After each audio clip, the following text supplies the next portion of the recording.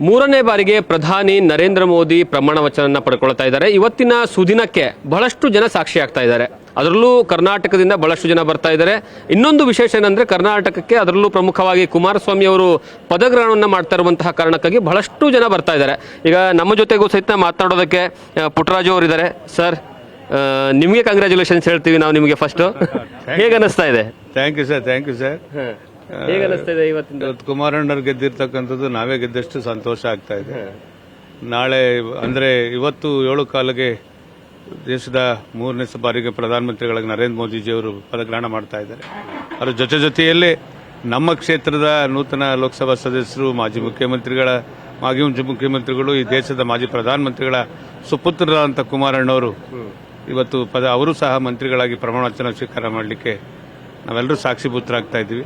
ಇದೊಂದು ನಮ್ಮ ಜಿಲ್ಲೆಗೆ ತಂದಂತ ದೊಡ್ಡ ಗೌರವ ಅಂತಕ್ಕಂಥದ್ದನ್ನ ಹೇಳಿಕ್ ಬಯಸ್ತೇನೆ. ಇಲ್ಲ, ಜೆಡಿಎಸ್ ಹಿಂದೆ ರಾಷ್ಟ್ರ ರಾಜಕಾರಣದಲ್ಲಿ ಮೆರೆದಿರ್ತಕ್ಕಂತಹ ಪಕ್ಷ, ಸ್ವಲ್ಪ ಗ್ಯಾಪ್ ಆಗಿತ್ತು ಅನ್ಸುತ್ತೆ. ಮತ್ತೆ ಏನಂತ ರಾಷ್ಟ್ರ ರಾಜಕಾರಣದಲ್ಲಿ ಜೆಡಿಎಸ್ ನ ಪತಾಕೆ ಹಾರ್ತಾ ಇದೆ. ಹೇಗನ್ಸುತ್ತೆ? 100ಕ್ಕೆ 100 ಭಾಗ ನಿಮ್ಮ ಮಾತು ಸತ್ಯ. ಇವತ್ತು ಮಂಡ್ಯ ಅಂದ್ರೆ ಇಂಡಿಯಾ ಅಂತಕ್ಕಂಥ ಒಂದು ಖ್ಯಾತಿ ಏನೇನು ಪಡೆದಿತ್ತು, ಎಲ್ಲೋ ಒಂದು ಕಡೆ ಅದು ಒಂದು ಸ್ವಲ್ಪ ಮಂಕಾದ ಕಾಣ್ತಾ ಇತ್ತು.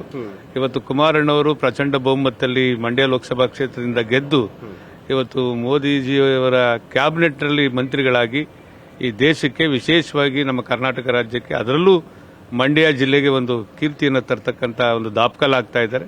ಈ ಸಂದರ್ಭದಲ್ಲಿ ನಿಜವಾಗ್ಲೂ ತಾಯಿ ಚಾಮುಂಡೇಶ್ವರಿ ಈ ನಾಡಿನ ಜನಕ್ಕೆ ಒಂದು ಒಳ್ಳೆಯ ಒಂದು ಆಶೀರ್ವಾದವನ್ನು ಮಾಡಿದಾಳೆ ಅಂತಕ್ಕಂಥದ್ದನ್ನು ನಮ್ಮೆಲ್ಲರಿಗೂ ವ್ಯಕ್ತ ಆಗ್ತಾ ಇದೆ. ಸರ್, ಇನ್ನೊಂದು ಇಂಪಾರ್ಟೆಂಟ್ ವಿಚಾರ ಏನಂದ್ರೆ ಕುಮಾರಸ್ವಾಮಿ ಅವರೇ ಹೇಳಿದ್ರು, ಯಾವ ಸಚಿವ ಸ್ಥಾನದ ಬಗ್ಗೆ ಆಕಾಂಕ್ಷೆ ಅಂತಂದ್ರೆ ಯಾವ ಸಚಿವ ಸ್ಥಾನದ ಬಗ್ಗೆನೂ ಇಲ್ಲ, ಆದ್ರೆ ನನ್ನ ಪಕ್ಷ ರೈತರ ಪಕ್ಷ ಆಗಿರುವಂತಹ ಕಾರಣಕ್ಕಾಗಿ ಕೃಷಿ ಇಲಾಖೆ ಕೊಟ್ಟರೆ ಒಳ್ಳೆಯದು ಅನ್ನುವಂತಹ ವಿಚಾರ ಹೇಳಿದ್ರು. ಈಗ ಒಂದು ವೇಳೆ ಕೃಷಿ ಇಲಾಖೆ ಸಿಗದಿದ್ರೆ ಅಥವಾ ಕೃಷಿ ಇಲಾಖೆ ಸಿಕ್ಕರೆ ಓಕೆ, ಸಿಗದಿಲ್ಲ ಅಂದ್ರೆ ಮತ್ತೊಂದು ಯಾವ್ದು ಎಕ್ಸ್ಪೆಕ್ಟ್ ಮಾಡ್ತೀರಾ ಅಂತ? ದೇವೇಗೌಡಜಿಯವರು ರೈತರ ಬೆನ್ನೆಲುಬು, ಒಬ್ಬ ರೈತ ನಾಯಕನಾಗಿ ಬಹಳ ಕೆಳಮಟ್ಟದಿಂದ ರೈತರ ಪರವಾಗಿ ರೈತರ ಮಧ್ಯೆ ಹೋರಾಟ ಮಾಡ್ಕೊ ಬಂದಂತವರು, ರೈತರಿಗೋಸ್ಕರ. ಆ ಹಿನ್ನೆಲೆಯಲ್ಲಿ ರಾಜ್ಯದ ಮುಖ್ಯಮಂತ್ರಿಗಳಾಗಿ ಈ ದೇಶದಲ್ಲೇ ಯಾರು ರೈತರ ಒಂದು ಸಾಲ ಮನ್ನಾವನ್ನ ಅಷ್ಟರ ಮಟ್ಟಿಗೆ ಮಾಡಿರಲಿಲ್ಲ. ರೈತರ ಬಗ್ಗೆ ಕಳಕಳಿ ಇರ್ತಕ್ಕಂಥ ಹಿನ್ನೆಲೆಯಲ್ಲಿ ಅವರ ಅಭಿಲಾಷೆಯನ್ನು ವ್ಯಕ್ತಪಡಿಸಿದ್ದಾರೆ. ಇವತ್ತು ನರೇಂದ್ರ ಮೋದಿಜಿಯವರು ಅವರನ್ನ ಪರಿಗಣಿಸ್ತಾರೆ ಅಂತಕ್ಕಂಥ ಒಂದು ಆಶಾಭಾವನೆ ಇದೆ. ಓಕೆ ಸರ್, ಕೊನೆಯದಾಗಿ ನಿಮ್ಮ ಮಂಡ್ಯದಲ್ಲಿ ಬಹಳಷ್ಟು ಜನ ಟೀಕಾಸ್ತ್ರಗಳನ್ನು ಮಾಡಿದ್ರು. ಜೆಡಿಎಸ್ ರಾಜಕೀಯ ಮುಕ್ತಾಯ ಆಯಿತು, ಕುಮಾರಸ್ವಾಮಿಯ ರಾಜಕೀಯ ಮುಕ್ತಾಯ ಆಯಿತು ಅಂತ. ಅವರಿಗೆ ಕೊನೆಯದಾಗಿ ಏನು ಹೇಳಕ್ ಇಷ್ಟಪಡ್ತೀರಾ? ಕರ್ನಾಟಕ ರಾಜ್ಯದ ಮಹಾಜನತೆ ಬಹಳ ಪ್ರಬುದ್ಧರು.